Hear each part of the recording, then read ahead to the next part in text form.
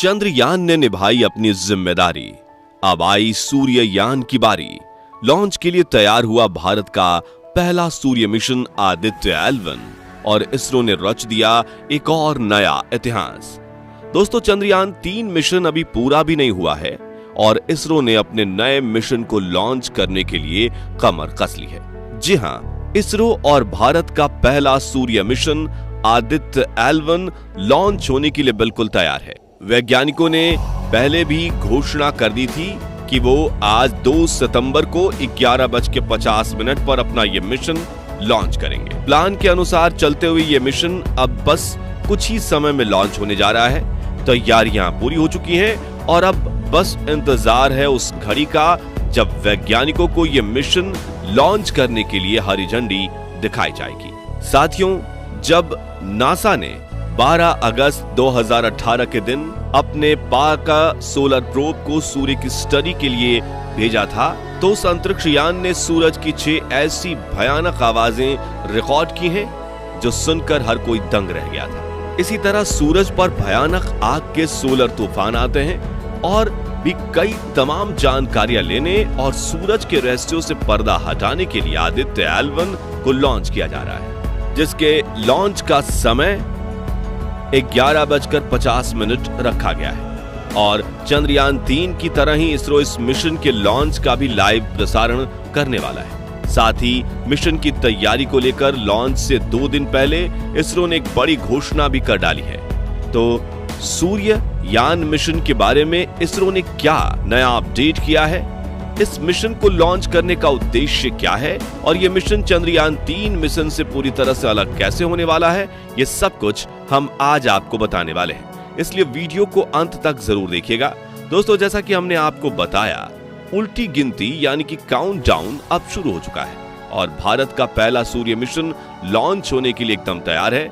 Technology और advancement की दृष्टि से यह भारत के लिए एक ऐतिहासिक पल होने वाला है, क्योंकि इससे पहले भारत ने ऐसा कोई भी मिशन लॉन्च नहीं किया है। अब यह मिशन इतना ज्यादा खास क्यों है, ये तो हम आपको आगे बताएंगे ही, लेकिन उससे पहले आप ये जान लीजिए कि चंद्रयान 3 की तरह ही आदित्य L1 भी श्रीहरिकोटा के सतीश धवन स्पेस सेंटर से लॉन्च किया जा रहा है। आपको याद होगा कि चंद्रयान 3 को हमारे बाहुबली रॉकेट LV-M3-M4 की मदद से लॉन्च किया गया था, जबकि आदित्य L1 को PSLV C-57 रॉकेट से लॉन्च किया जाएगा। दोनों ही चीजें यानी स्पेस क्राफ्ट और रॉकेट को ट्रांसपोर्ट करके सतीश धवन स्पेस सेंटर में पहुंचाया जा चुका है और लॉन्च से पहले ही इन्हें लॉन्च पैड पर भी सफलतापूर्वक सेट कर दिया गया है। आदित्य L1 को बंगलुरु के UR राव सैटेलाइट सेंटर यानी कि URSC से शिफ्ट करके यहां लाया गया है, जो सतीश धवन स्पेस सेंटर से करीब 365 किलोमीटर दूर है। हालांकि यह काम बिल्कुल भी आसान नहीं था, क्योंकि जरा सी गड़बड़ बहुत भारी पड़ सकती थी, लेकिन इस काम को बड़ी ही सावधानी से पूरा कर लिया गया है। तो सब कुछ तैयार है और अब बस इस मिशन के लॉन्च होने का इंतजार चल रहा है। लेकिन सवाल ये आता है कि यह मिशन इतना ज्यादा खास क्यों है।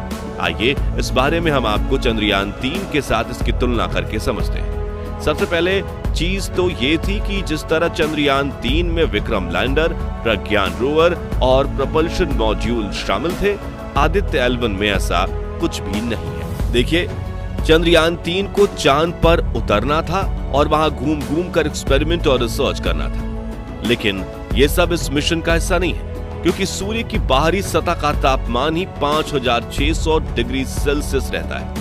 ऐसे में किसी स्पेस क्राफ्ट का यहाँ लैंड करना तो दूर की बात, इसके ज्यादा करीब जाना भी इम्पॉसिबल है। सूर्य करोड़ों किलोमीटर दूर से ही हमें एक पल में स्वाहा करने की ताकत रखता है। यही वजह है कि चंद्रयान 3 मिशन का बजट जहां 650 करोड़ रुपए था, वहीं आदित्य L1 का बजट 400 करोड़ रुपए बताया जा रहा है।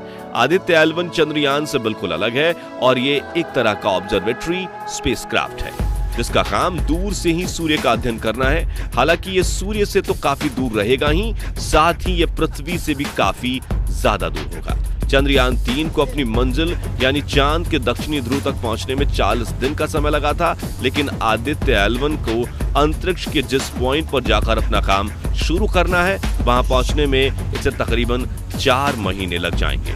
दरअसल हमारे सूर्ययान को अंतरिक्ष की जिस जगह पर भेजा जा रहा है उसका नाम लैंग्रेज पॉइंट 1 है, जिसे L1 के नाम से भी जाना जाता है और यह हमारी पृथ्वी से 15 लाख किलोमीटर दूर है।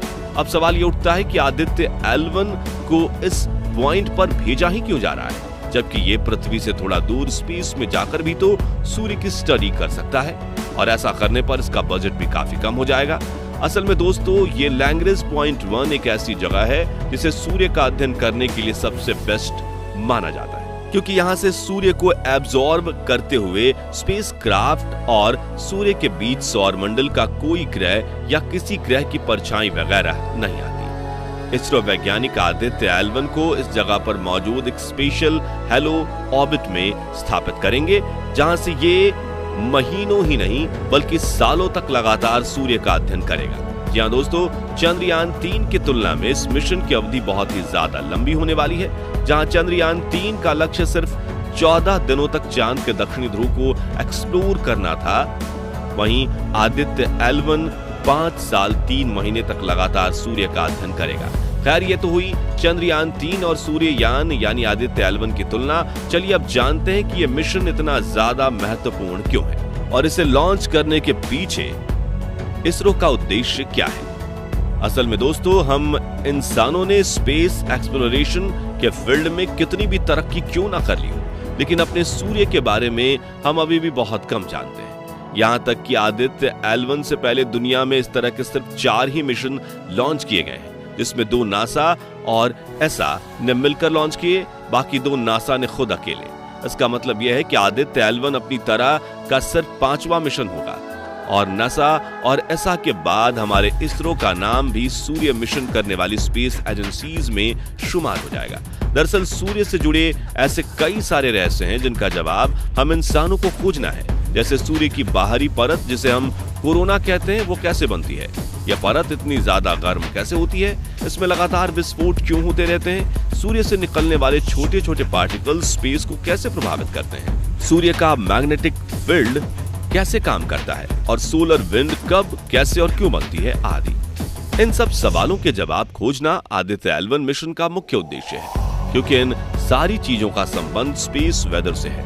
हमें पता है आप में से काफी सारे लोग इस टर्म को पहली बार सुन रहे होंगे, इसलिए चलिए थोड़ा सिंपल करके आपको इस बारे में समझाते हैं। असल में जिस तरह पृथ्वी पर हमारे वायुमंडल के अंदर एक वेदर सिस्टम चलता है, ठीक वैसे ही बाहर स्पेस में भी एक वेदर सिस्टम होता है जिसे हम स्पेस वेदर कहते हैं। पृथ्वी का वेदर सिस्टम हमारी निजी जिंदगी को प्रभावित करता है, ठीक वैसे ही स्पेस वेदर का प्रभाव सैटेलाइट, GPS और पावर ग्रिड जैसी चीजों पर पड़ता है।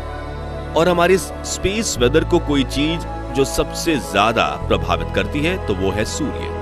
दरअसल सूर्य से निकलने वाली सोलर विंड और इसके छोटे छोटे पार्टिकल स्पेस वेदर पर प्रभाव डालते हैं, जिसका सीधा असर हमारी पृथ्वी पर पड़ता है। इन्हीं सब चीजों को स्टडी करने के लिए आदित्य L1 मिशन लॉन्च किया जा रहा है, ताकि हम सूर्य की वजह से स्पेस वेदर में होने वाले प्रभावों को गहराई से समझ सकें और हो सके तो इसके इम्पैक्ट को कम करने के लिए कोई रास्ता निकाल सके। जैसा कि हमने बताया, आदित्य L1 की ये रिसर्च 5 साल 3 महीने चलने वाली है।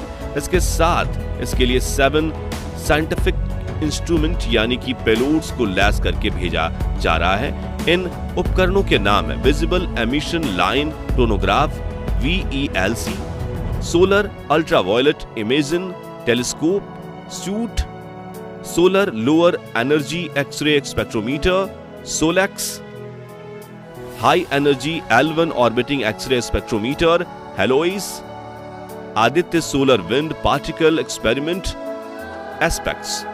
दोस्तों, इंडियन स्पेस सेक्टर के डेवलपमेंट के लिए यह मिशन बहुत ज्यादा महत्वपूर्ण है। ऐसे में चंद्रयान 3 की तरह आदित्य L1 को भी हम सभी के सपोर्ट की जरूरत है। तो दोस्तों, क्या आप भी सूरज की ओर उड़ान भरने वाले सूरजयान यानी आदित्य L1 मिशन का लॉन्च इवेंट लाइव देखने वाले हैं? कमेंट करके जरूर बताएं। बाकी दोस्तों, हमारी आज की इस वीडियो में बस इतना ही। वीडियो अच्छी लगी हो तो इसे लाइक और शेयर जरूर करना, और अगर आप हमारे फेसबुक पेज पर हैं तो पेज को फॉलो और यूट्यूब चैनल को सब्सक्राइब भी जरूर करें। मिलते हैं जल्दी ऐसी एक और इंटरेस्टिंग वीडियो में, तब तक के लिए गुड बाय, जय हिंद।